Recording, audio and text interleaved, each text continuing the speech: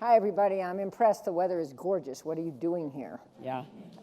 We decided you wanted to see how many women it takes to make world peace. I think it takes 2 Smithies.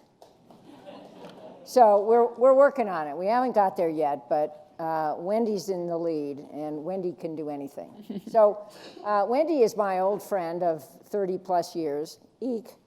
We were both 5 children. And I looked into her background before Jane, and I had no idea of some of it, Wendy. I mean, aside from Smith College, which I also attended, but social worker and a series of jobs outside of politics. I encountered Wendy in politics. She was, talk about the inimitable or the indomitable. She was chief of staff to the indomitable, the unimaginable Barbara Mikulski, who is sorely missed in the United States Senate, I'm sure by all of you as well as us. And then she became a political consultant. And the relevance of that is that neophyte Jane was running for Congress, US Congress, for the first time in 1992. And I've told some of you in a prior panel, it was the first elected office I had sought since junior high school treasurer, which I lost. And so I hired the A team, and one of the A's, there were 2, was Wendy. So Wendy was the consultant on my first successful congressional campaign in 1992, the year of Bill Clinton. And it was a very promising year, and thank you, Wendy, for all your help.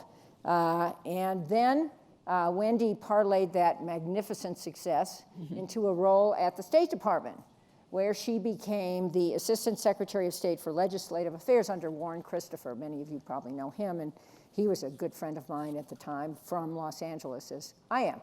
At any rate, why don't we start with that, Wendy? So question 1, how in the world did a social worker turned political guru become an Assistant Secretary of State?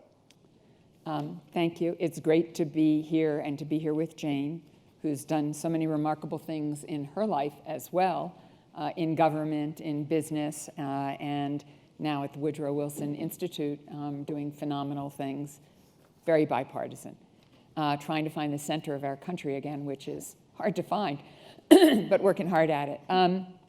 So I'm actually writing a book about all of this, but so that'll come your way. Take some time to get it done. But I tell people I wish everyone an unexpected life, which mine certainly has been, and that as a social worker, I'm a community organizer, and I joke that I've stayed a community organizer and a social worker. My caseload has just changed over the years.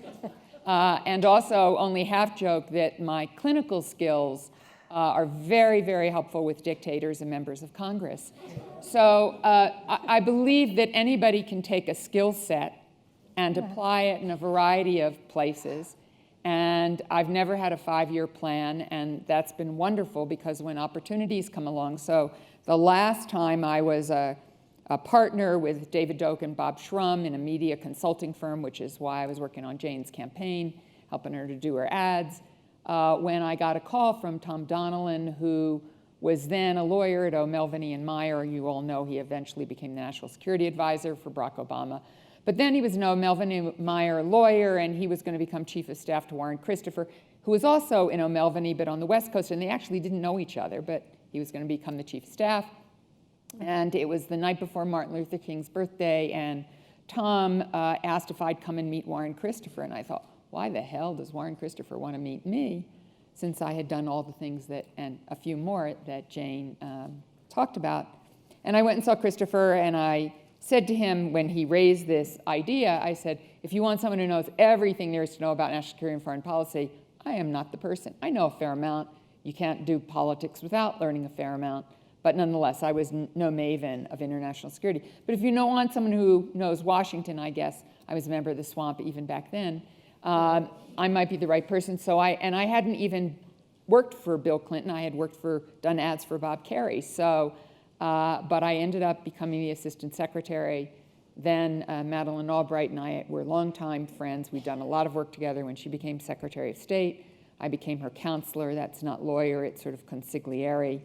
and then with her and a few others, built a business, global consulting business called the Albright Group. We wonderfully started, our first week in our office was 9/11. All planes stopped, not exactly good for an international business, but we became very successful over a decade. And then I had the privilege of returning to government as the Undersecretary of State for Political Affairs, first for Hillary and then for John Kerry. Okay, but not so fast. Yeah. All right, so it's 1992, and newbie Wendy is Assistant Secretary of State, and those 2 years, the first 2 years of the Christopher administration, Terrible. were terrible. But also in 1994, a deal with North Korea was negotiated. I'm going somewhere with all this because we are going to talk about politics at the brink. What role, if any, did you play in that? And looking back on whatever role you played or anybody else played, what thoughts do you have about 1994 and the North Korea deal? So my responsibility was to get the Congress to support what Ambassador Bob Gallucci had done in negotiating the agreed framework. And the agreed framework, which was only 4 pages long, and really ultimately got done because Jimmy Carter showed up in North Korea, and Kim Il-sung, then the leader of North Korea, believed that only leaders could make decisions, and Jimmy Carter was a former president, so he was a leader, and he said, I think you should make this deal, and Kim Il-sung agreed. And so Gallucci got to finish the agreement, which had hit a lot of roadblocks. And the agreement was, rather than them have this reactor, which could make weapons-grade plutonium, we would join with other partners, principally South Korea and Japan, and we would help them create a modified graphite reactor, which couldn't be used to create fissile material for nuclear weapons. So Bob Gallucci negotiated that deal. And during the entire Clinton administration, not 1 more ounce of fissile material was created in North Korea, nor were any nuclear weapons created. When Bill Clinton became president, there was enough fissile material for 1 or 2 nuclear weapons. That had happened during Bush 41's time. And if you have enough for 1 or 2 nuclear weapons, you're less likely to use it or test it, because then you're going to use it up. So stopping them from producing fissile material was critical. At the end of the Clinton administration, when I was Madeleine's counselor, I became first working with Bill Perry, and then after Bill stepped down, the special advisor to the President and Secretary of State, North Korea Policy Coordinator, better known as SAPAS, which I love. The SAPAS. I think you made that up. No. To negotiate with North Korea a deal that they would stop testing missiles, because we thought we had taken care of the nuclear weapons side, but we wanted to take care of the delivery mechanism side. And we got very close to getting a deal on missiles, but it was a strange time in our history. There was this presidential election that never got over, and we thought we needed to brief the incoming president, whoever was that was going to be. So I went to Africa with Madeleine on her last trip as Secretary of State. I had 2 suitcases, one for the warm weather in Africa, one for the cold weather in Pyongyang. And if I'd gotten the signal from the president I was going to go to Pyongyang, if we could put the final elements together, I would also have in my pocket a date that the President of the United States would go to North Korea. I never went. The election never got over. President Clinton made a decision. He could not pursue this and pursue Middle East peace at the same time. When President Bush 43 took office, I briefed Colin Powell at his home and with Condi Rice. Colin thought it was a good hand to play. Condi said, well, the president will want to do a policy review. They ended up not playing the hand. It died. Now, this is the hand on the missile deal. On missiles. But on the nuclear deal, wasn't there also an issue about uranium and plutonium and a decision that Bush 43 made early? Yes. So at the beginning of the Bush 43 administration, they learned that towards the end of the Clinton administration, North Korea had started a covert uranium enrichment process. There are two ways. I'm not a nuclear expert, but I've become one over the years. Well, you went to Smith College. I don't Yeah, understand well, what but the I problem finished at is. Boston University, which I'm very proud of. So anyway, you can get fissile material for a nuclear weapon by creating weapons-grade plutonium or highly enriched uranium. So they had started a secret enrichment program. They decided to take a very tough approach, a non-diplomacy approach, and after having tried diplomacy. So they threw out Kim Dae-jung, the president of South Korea's sunshine policy. The Republicans in Congress never had liked the agreed framework anyway, so that went by the wayside, and we saw North Korea begin to produce nuclear weapons. But they also criticized the agreement, Yes. yours, because it didn't cover uranium. It only covered plutonium. Now, you could say, well, they weren't producing uranium, but you could also say Absolutely. many people knew that uranium was another path to a bomb, so closing off all paths Yes. in 1994 would have been smarter. I agree, and I think, we learned some lessons, certainly as we approached the Iran negotiation, in what had and had not worked about North Korea. Very different circumstances, but certainly we learned some lessons, agreed. So segue to Wendy, the nuclear negotiator with Iran. Now, how did that happen to you? So when you're the Undersecretary for Political Affairs in the United States, and I'm very proud to have been the very first woman to hold that role, which is a pretty sad commentary that it took so long to get there. But nonetheless, you are the political director for the United States in international affairs. And when the United Nations Security Council decided that the permanent members of the Security Council, plus Germany, coordinated by the High Representative of the European Union, should negotiate with Iran in Resolution 1929, it was decided that the negotiations would happen at the political director's level. So I just fell into this. And Bill Burns had been the undersecretary. He had gone to an initial meeting with Iran, which was a big historic moment when the Americans re-entered the room with Iran. And Bill became Deputy Secretary of State, and early on I said to him, do you want to keep the Iran file? Because, it's a big deal. And he said, it's all yours. So I began negotiating. All right, so how many other women were in the room? It was a very strange moment in history. For the first almost 2 years, we ran around the world accomplishing virtually nothing. Who's we? The we is all the political directors of the permanent members of the Security Council, so that's the United States, Great Britain, France, Russia, and China, and plus Germany. And Cathy Ashton, who was the High Representative of the European Union, first coordinated and led the negotiations with Iran. At the time, Ahmadinejad... And a recent scholar at the Wilson Center. Yes. Ahmadinejad was president of Iran, and Saad Jalili was their lead negotiator.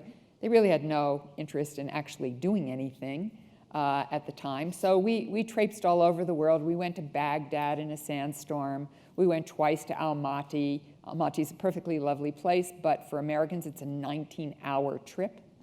But Cathy's deputy is an extraordinary German diplomat named Helga Schmidt, who probably spent more time with the Iranians than anybody did. She is quite extraordinary and the unsung heroine of this, so it was rather odd that the people who spent the most time with the Iranians were 3 women, and when Cathy stepped down, Federica Mogherini took over, so it still stayed 3 women. And on the Iranian side, tell us about all the women.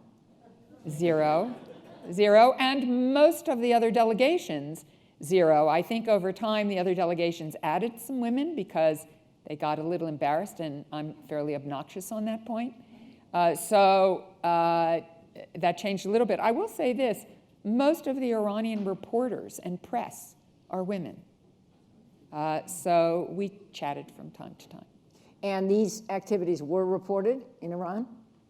Yes. Oh, yes. Yes, yes. So people know us, and Kathy Ashton will say when she and Helga went to Iran, they were like rock stars, total rock stars.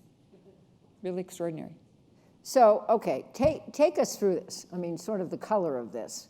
So you're the newbie on the team. You don't know a lot specifically about this subject matter, but Bill has said it's your file, Wendy, go do it. Right. And we're all smart. We can all learn new material. So how did you go about doing Right. it? So several things. One, I got people into my office to really learn about this, and there was a very strange circumstance.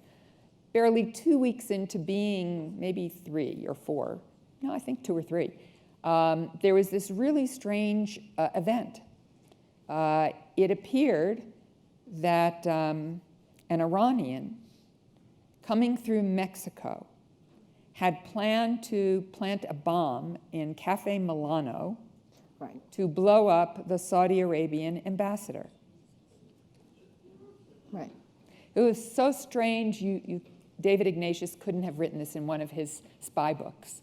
And that fell in my lap. So I had to quickly learn about how could an Iranian do this, who was he, who was this guy, Abar Psiar, get the entire world community organized to condemn what the Iranian was going to do. So that sort of threw me into learning about Iran very quickly. I brought in people from the intelligence community. I brought in people from the Iran desk. So this is read a lot. before you got the file? No, I had the file the day I had the job.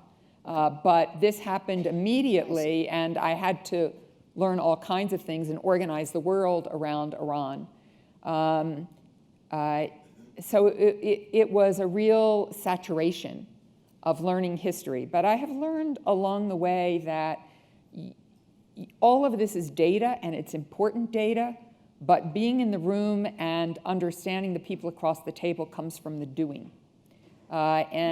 When Secretary Albright and I went and met Kim Jong-il, the head of North Korea, the South Koreans had told us they had read every book ever written about him.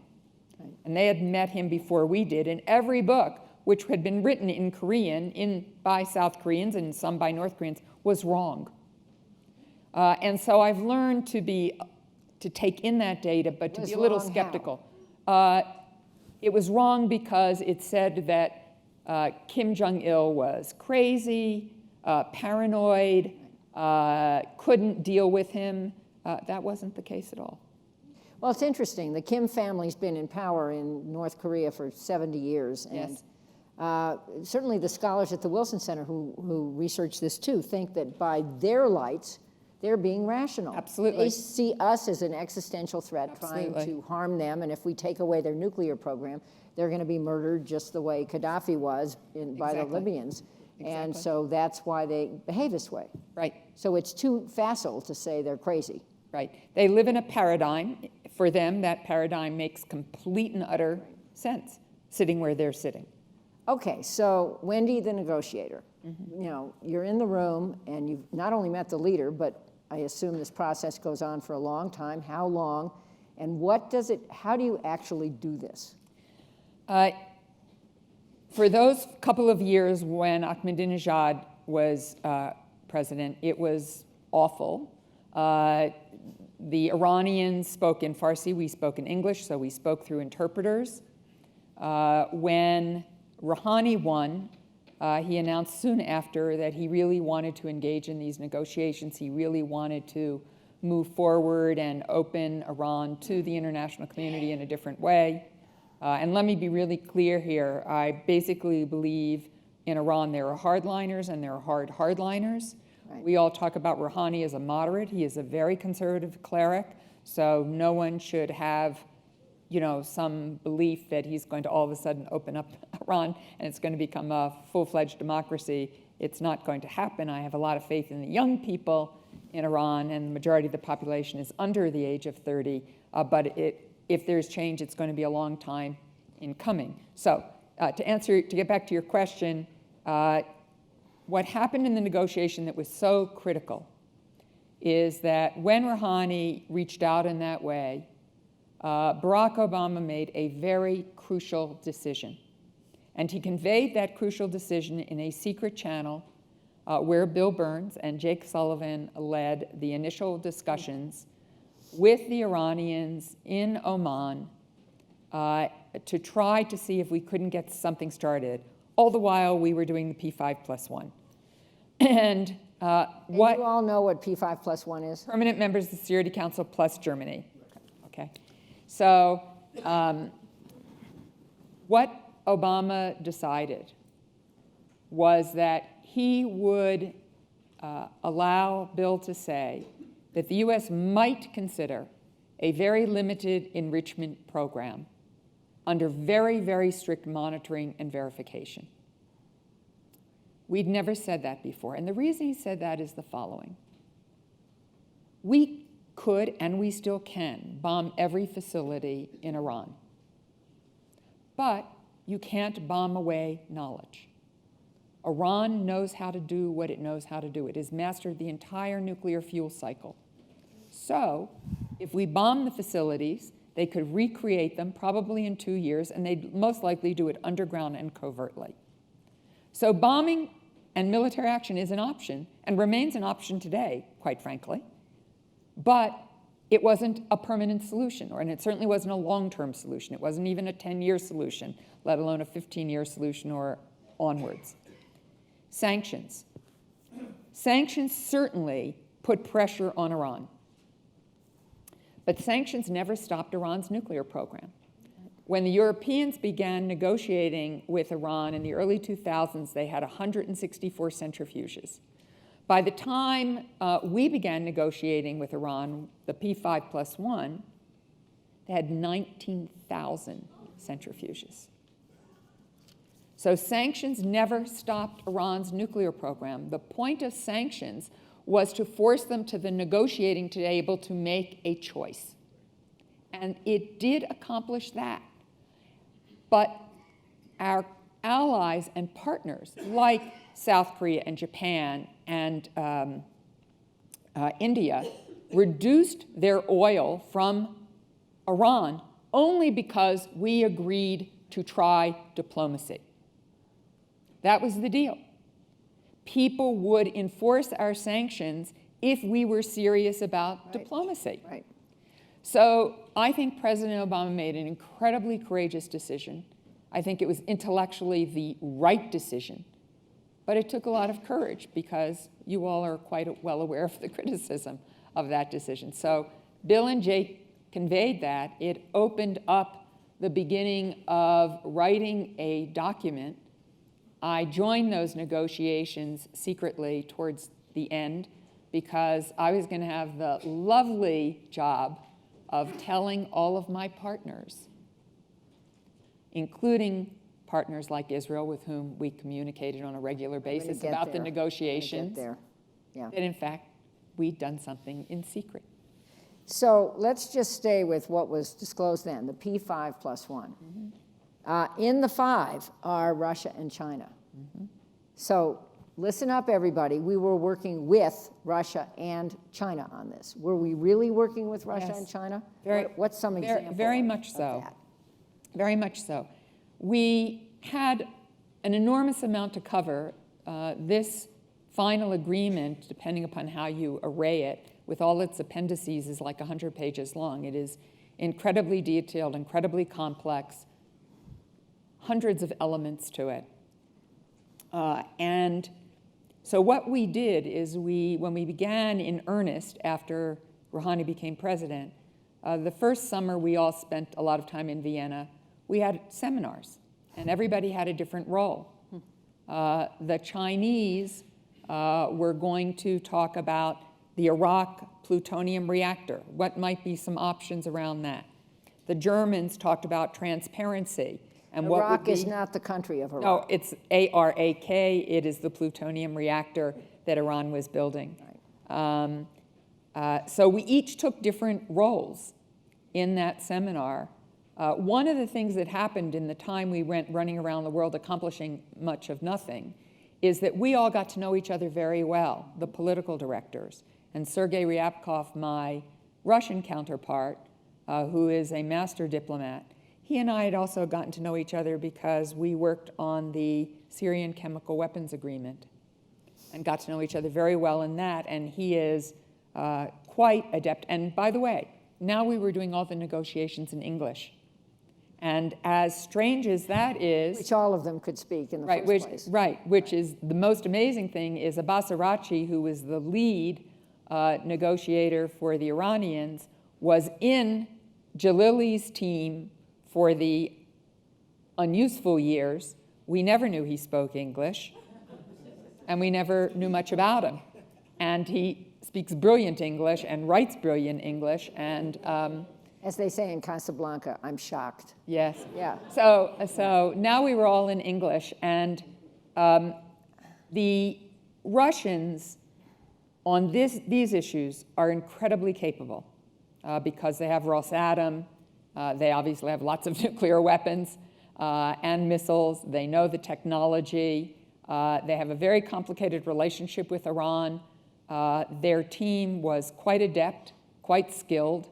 I was lucky to have a phenomenal core team of 15 people, including nuclear scientists. Later on, as you all know, we brought in Secretary Ernie Moniz, who's spectacular, to join Secretary Kerry as we came down the negotiations. He was our Secretary of Energy, and he is a nuclear physicist. So a lot of experts on the team, very across our government, and that core team of 15 was backed up by literally hundreds of people in the U.S. government. And so I promised Wendy lots of time for questions, so let me just ask a few more. Okay. The Chinese, what did they contribute? So the Chinese actually are now co-chairs with the U.S. on the redesign of the Arak reactor, because in the end of the day, the Iranians liked one of the Chinese designs, but the United States wanted to make sure that we had a final say on the design, and that the design was, in fact, what it said it was going to be. And so we co-chair that with the Chinese, but they have the principal responsibility of building that reactor that will be weapons-grade proof. And so with this new team, the Trump administration in town, do you think some of those relationships are still continuing? Are there people in positions in the State Department who are keeping them warm? There is still a person in the position of making sure that compliance takes place. And he is Steve Mull, who was our ambassador to Poland at one point, a really senior Foreign Service officer. I think he's still in the role. And there is a joint commission, which is made up of all of the P5+1 and the European Union, which Helga runs, which oversees the ongoing compliance and meets on a regular basis. So at the technical level, there are still people focused on getting this done. I don't believe that Secretary Tillerson has picked up the phone and talked to Minister Zarif, the foreign minister of Iran, who was so critical to this negotiation, working with Secretary Kerry. And the last thing I want to say about this, because I want people to know, because it's one of the things we've learned from all of this, this is a whole of government effort. This was using every tool that we had in our toolbox. And the detail is just breathtaking of what had to get done. President Obama learned all the details of this agreement. John Kerry knew all the details of this agreement. I knew all of the details of this agreement. And when we had secure video conferences in the middle of the night, because of the time difference, when we were in Vienna in the final days of this, President Obama was very clear about what the right and left margins were, and that is crucial for a negotiator to know what you can and cannot do. So a few more things about the deal and then about selling the deal. We changed secretaries of state in the middle of the deal. Did that make any difference, plus or minus? And as this thing was going on, I mean, it's not as though this was, there were secret aspects to this, but there was a lot of conversation, and a lot of it was passionate opposition to what was going on. How did those things affect what you were doing? Hillary was the secretary when this began and when the secret channel began, and she believed it was worthwhile to try the channel. So she was always, as we all were, skeptical. And you need to be skeptical and not change your fundamental objective when you negotiate, which is to ensure that Iran never have a nuclear weapon. And everybody in the P5+1 shared that objective, which is another thing that is crucial when you do multilateral negotiations. Everybody has to have the same objective. When, just a sidebar here a minute, when Ukraine happened, when Russia invaded Ukraine, I wondered, well, you know, maybe this will be the end of these negotiations. But quite frankly, we all kept our eye inside the room on what had to be accomplished. It's not that we weren't tough on Russia on what they were doing in Ukraine, it just didn't happen inside that room. It was really a quite remarkable agreement that had been reached and a norm that had been reached within the group. In terms of, So John Kerry. So John Kerry comes over, and he and Hillary had talked quite a bit because he had been chair of the Senate Foreign Relations Committee. He actually, as it turns out, had been instrumental in developing the relationship with the Sultan of Oman as the chairman of the Senate Foreign Relations Committee. So he and Secretary Clinton had talked quite a bit over her time as Secretary of State to decide whether to embrace the Sultan's suggestion that he try to bridge this gap. So it was a pretty smooth transition, and obviously there was the transition of Rouhani becoming president and Javad Zarif replacing Saad Jalili and having a whole new team do this negotiation, so that helped. In terms of all kinds of things going on besides Ukraine, this was a really hard thing to do. People are focused on the negotiation, but quite frankly, I only half joke that I negotiated inside the administration because we had to come to an agreement about how we were going to proceed on a constant basis, revisiting what we were doing. I negotiated with the Congress in the sense that I can't tell you the number of briefings that we gave to Congress, usually in a secure place, and take their feedback. Negotiated with key countries before every and after every round. I met with, spoke with, or had a secure video conference with Israel, which provided enormous technical assistance to us, with all of the Gulf states before and after every negotiation, with allies and partners around the world. I had to have bilateral negotiations with each member of the P5+1, then with Europe as a group, and then with the 5 altogether, and then negotiate with Iran. So it was a very, very complex process. All the while, I was responsible for the rest of the world as the undersecretary. So it was quite a feat, which could not happen by any single person. A team matters enormously. So a lot of this we're going to get in your book, I'm sure, and we have to wait to hear it. And I don't want to ask about all of it, but I do want to ask about just a couple of more things that have seemed to be issues post-deal. One is that the deal was about Iran's nuclear program. It was not about Iran's behavior, good or bad, and I would say very bad, in the region. Yes. How did you make that decision? That's my phone, I think, and we're just going to ignore it. Sorry, I should have turned it off. Somebody doesn't like my Most of it is robocalls anyway, so you all probably have that same thing. So tell me your question again. It was about, it was a transactional deal about the nuclear program. Oh, yes, why we just did that. Okay. Transformational deal to make sure Iran would behave well everywhere. No deal can carry the weight of everything. This was a Rubik's Cube that was complicated enough, and so to try to pile on all of Iran's bad behavior would have, I think, been virtually impossible as a negotiation. But beyond that, and I have said this publicly, all of the Gulf states said to me at the beginning of this, do not discuss any regional issues inside the room. Stay only focused on the nuclear deal because you cannot discuss our future if we are not in the room, which is sensible. Well, right? And then as the deal started to look like it might get done, they all said to me, how can you finish this deal without solving all these other problems? So I understand both. I really do. And Iran, and there was great concern that Iran would get so much money and the IRGC, the Iran Revolutionary Guard Corps, would get lots more money, which meant they could finance more terrible actions by Hezbollah and Hamas, their proxy.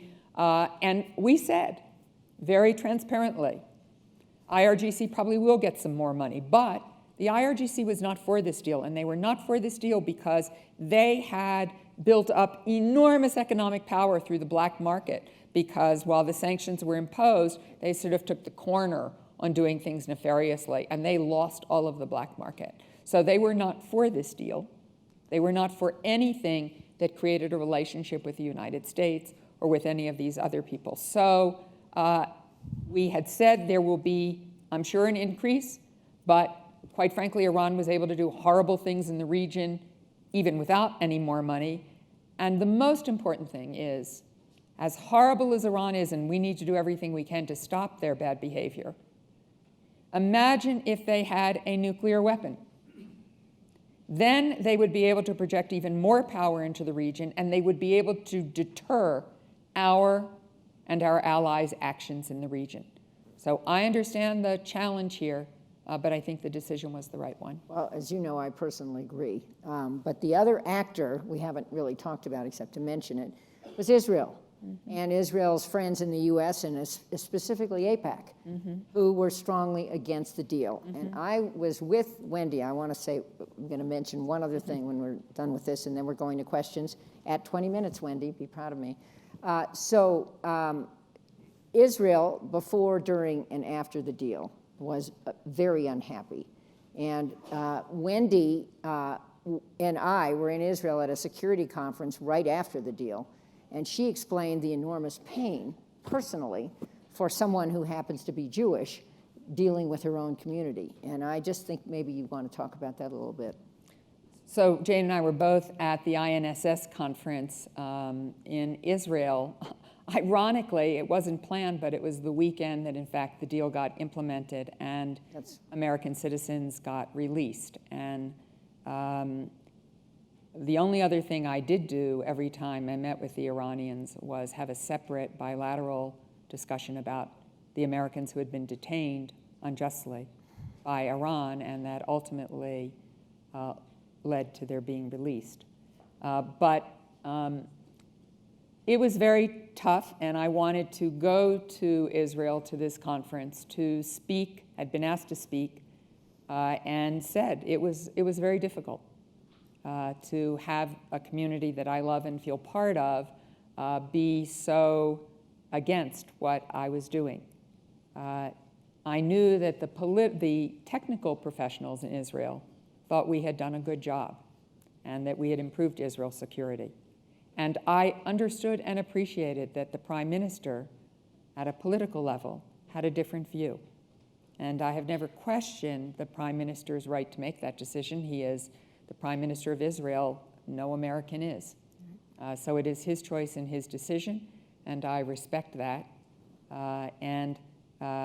General Amadror, who was National Security Advisor during a lot of this time, was at the conference. Yes. And we hugged and kissed, and we have moved forward. Well, the one other thing I want to say, and we'll take your questions now, is that on the way to Israel, we were sitting in an airport lounge as the news was coming over the networks that the deal was done and our hostages were being released. And Wendy's sitting there reading or doing something. I said, Wendy, why don't you just put your papers down and just look at the screen, and in your heart and in your head, just take a victory lap. Look at this. You were a central actor that caused this. And I just want to say to you personally, which I did do, but it's rare that a human being can have this much impact on whether you agree with the deal or not, can have this much impact on a foreign policy issue. So personally, from your friend of decades, thank you. Thank you, Jane. Okay. Questions?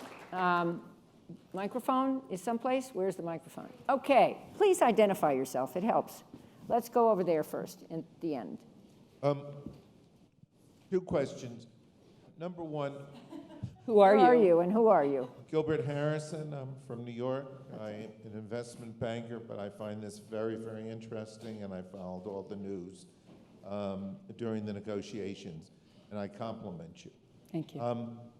There was a lot of criticism on why the president decided not to have Congress approve this deal. Can you comment on that? And my second question is a little bit different. How would you treat, if you were back in the State Department today, how would you treat what North Korea is doing, and what can we learn from the experiences you had with Iran? Thank you. I just lost the first question again. Congress. Congress did have a chance to chop on the agreement. Senator Corker and Senator Cardin, to whom I'm grateful, put a piece of legislation together that passed that gave Congress a period of time to disapprove the deal. They had to take action, they had to do an action of disapproval if they wanted to have a say. We went through that gauntlet and passed. Congress did not stop the deal. So Congress had a chance to chop on this deal. Now, why didn't we make it a treaty, which is often what people ask? The Senate has not approved a treaty for years now, any treaty.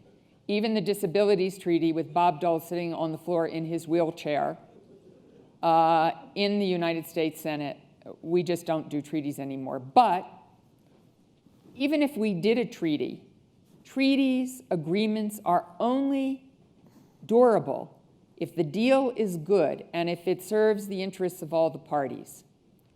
We have left deals like the ABM treaty when we felt it no longer was in our interest. Russia has pulled out of treaty just recently, in our view, has violated a treaty and therefore pulled out. So treaties, quite frankly, aren't a guarantee of success either. These are all, in the end, political agreements, as I say, that only are durable as long as it meets the interests of the parties. Now, where North Korea is concerned, I've said a lot of this recently. I just did a piece in U.S. News and World Report and a piece on Axios as well, and a Facebook thing with Steve Clemons today. I do think there is a lesson to be learned here. And the lesson is to use all of our tools in our toolbox simultaneously all at once. So in the Iran deal, people are very focused on the negotiation, but they're not focused on everything else we did. We arrayed our military in a Persian Gulf to say we meant business. The President of the United States commissioned and deployed a new penetrator weapon that could penetrate the one secret facility called Fordo, which was an enrichment facility. We used our intelligence and cyber capabilities in ways that the New York Times has reported on. I think they called it Stuxnet. I'm not going to speak to it. We used public diplomacy, ways to speak directly to the Iranian people about what we're doing. And of course, we had sanctions, both bilateral and international sanctions.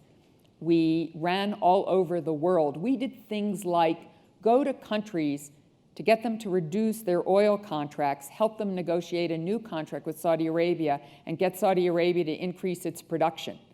I mean, the extent of the work that we did by hundreds of people in our government is really profound. So in the case of North Korea, we have not used all those tools simultaneously. Now, in the case of Iran, the United States had a lot of leverage.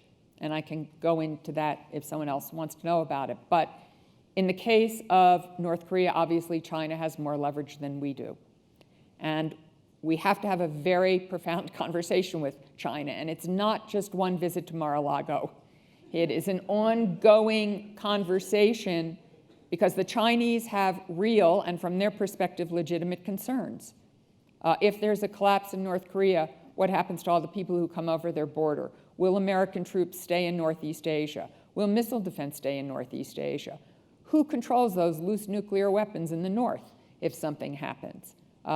Where's China's geopolitical position? anymore in Northeast Asia after they lose their buffer zone, if that happened.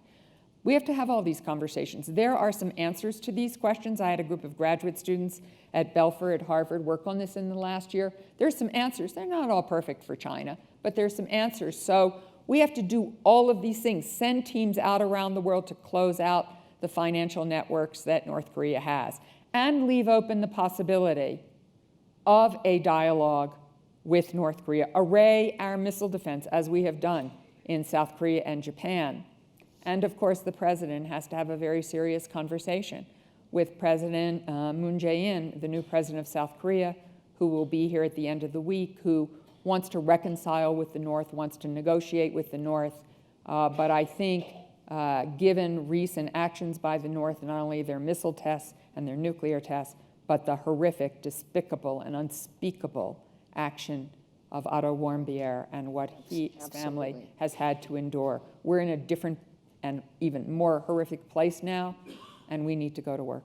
And just to add to that, the new president of South Korea offered to form one Olympic team with North Korea, and 5 minutes later was turned down. Yeah. So it's not that relations are warming up very fast. Here and then in the very back.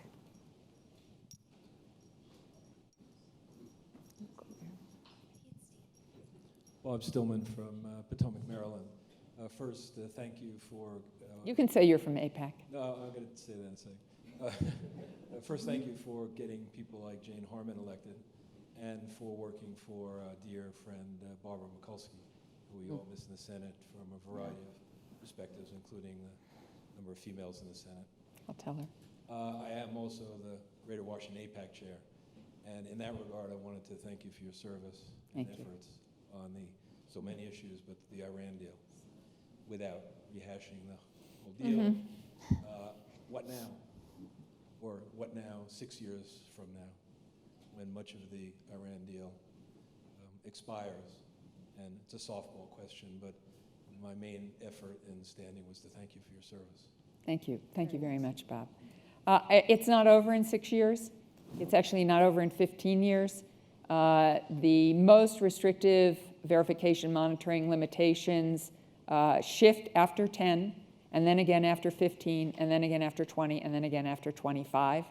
There are verification mechanisms that stay in forever because Iran is a member now of the additional protocol, which is a protocol of the International Atomic Energy Agency, which is the agency that does the verification and monitoring. And as long as they remain in the additional protocol, given how we negotiated the agreement, the IAEA, the International Atomic Energy Agency, will have access to any site anytime it has any concerns.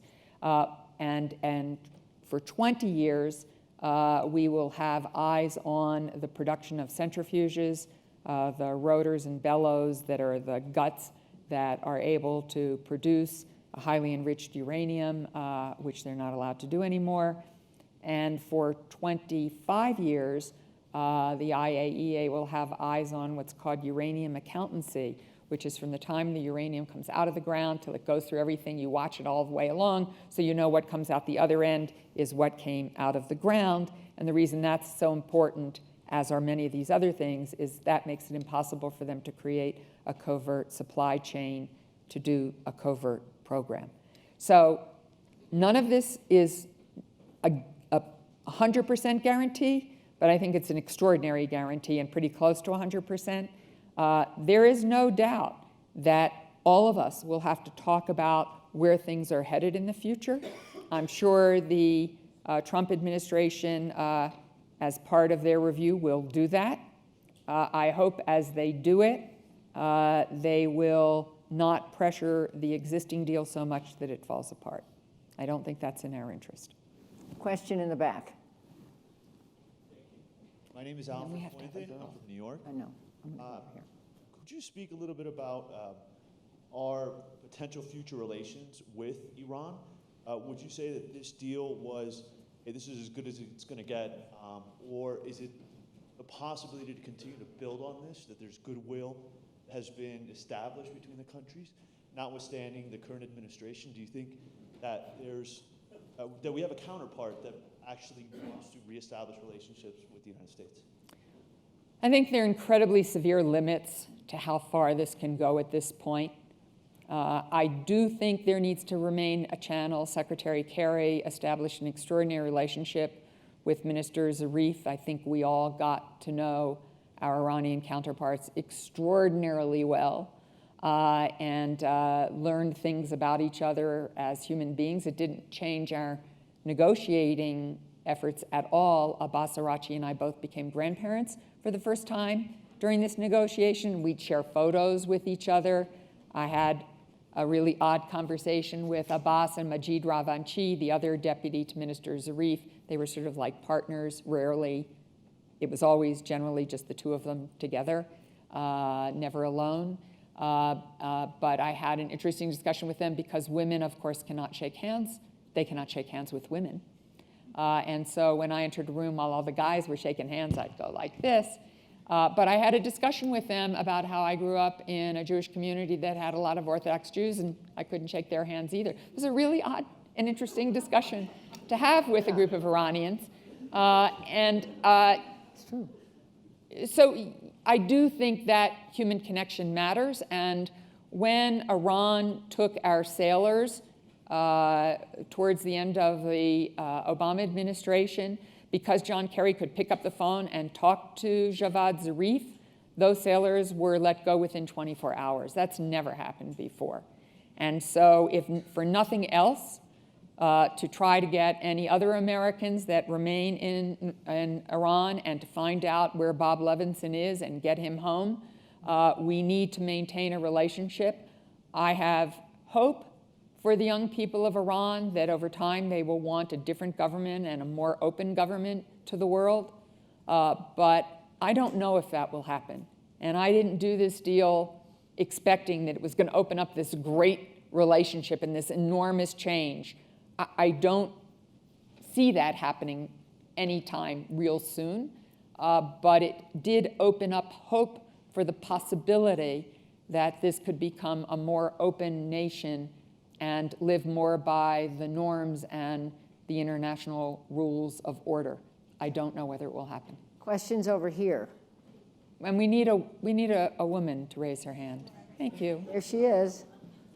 This happens every time I talk. The first 4 questions are always you guys. They were good, though. They were good questions, and they're good guys. I didn't say that. Okay. Hi.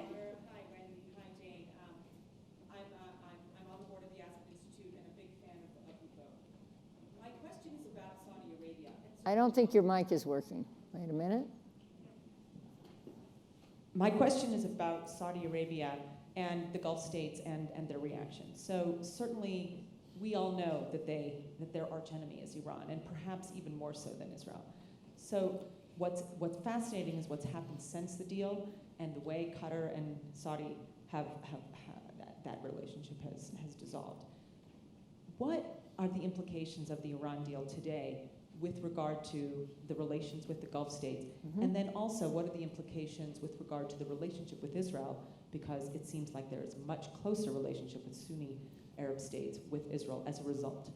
Great question. Good question. I would urge you all to read an op-ed written by Phil Gordon in the Washington Post, which is quite good, which argues that, and he's in Israel right now, actually, and argues that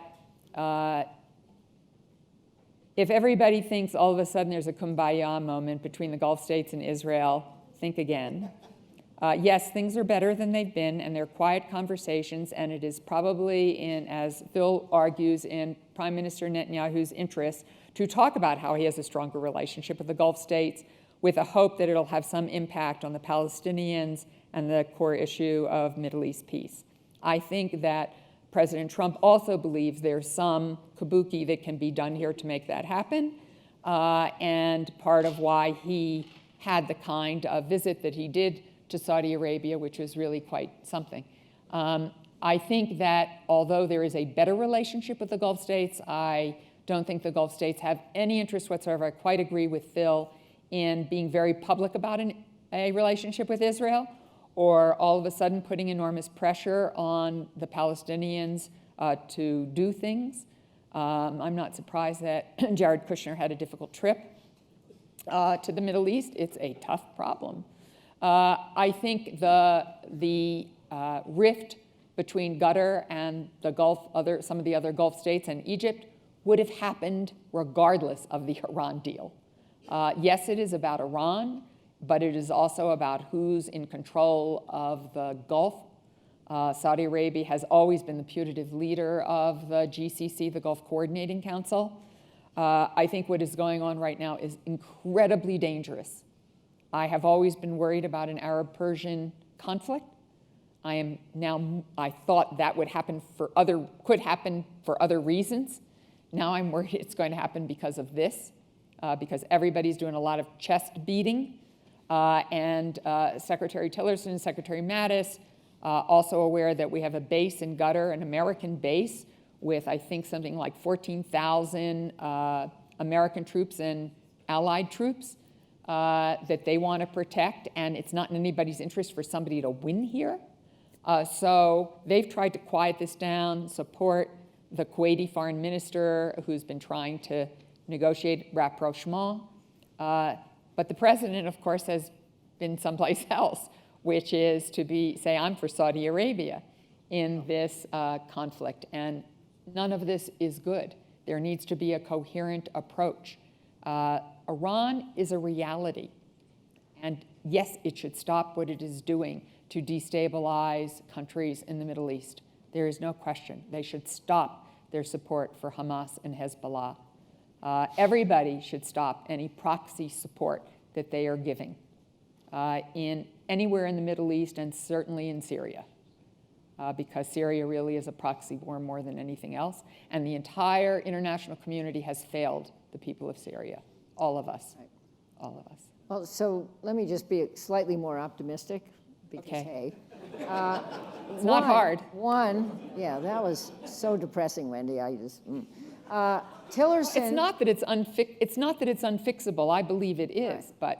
But our Secretary of State is negotiating, trying to help negotiate some resolution of the Qatar-Saudi problem, rift. And it is significant that he's doing this, in spite of what Trump said about Saudi Arabia. And I think maybe we are seeing the reemergence of life in the State Department. That's all I was going to say, some life. The other thing I wanted to say is, I think also that there is some reason to think that because our president views this deal between Palestine and Israel as the deal of deals, that attention will be paid. The neighborhood is now more aligned, I'm not saying totally aligned, with Israel than it was. Yes. And there is an opportunity, not that it will happen, for what's called an outside-in solution. And as one who fervently believes that it's in Israel's interest and in the Palestinian Authority's interest to have a deal that they negotiate with defensible borders, just maybe. I'm all for it. We just ran out of time, but I want to see if anyone over here has a question. Now, I'm looking. There are no women over here who have questions, Wendy. So you win the lottery. Thank you, Bill Harris from Arizona. I've never understood the issue of the border of North Korea and China. The population of North Korea is so small relative to China. Why is it such a big issue? It's partly a big issue because it's just a burden. These are, in Pyongyang, there may be people who are well-fed and have their act together, but there are millions of people in North Korea who, because of an era of starvation, are stunted in growth and intellect. It will be a very big burden, and it will be a very big economic burden for everyone in the region if there is a collapse of North Korea. And when Madeleine Albright was going to become Secretary of State, we had a meeting at her house that I organized for her, and I said that I wanted to work on the Korean Peninsula set of issues, and everybody in the room believed that North Korea would collapse within the first 2 years of the second Clinton administration. It wasn't true. It's not true today. The resilience and the Juche philosophy of North Korea of self-reliance and the ability to cut off virtually all communication with the rest of the world is quite profound. And China is the lifeline for North Korea. Right. And that lifeline has kept them going. So on that note, aren't we all smarter than we were when we came in this room? Thank you, Jane. Thank you, Wendy. Thank you.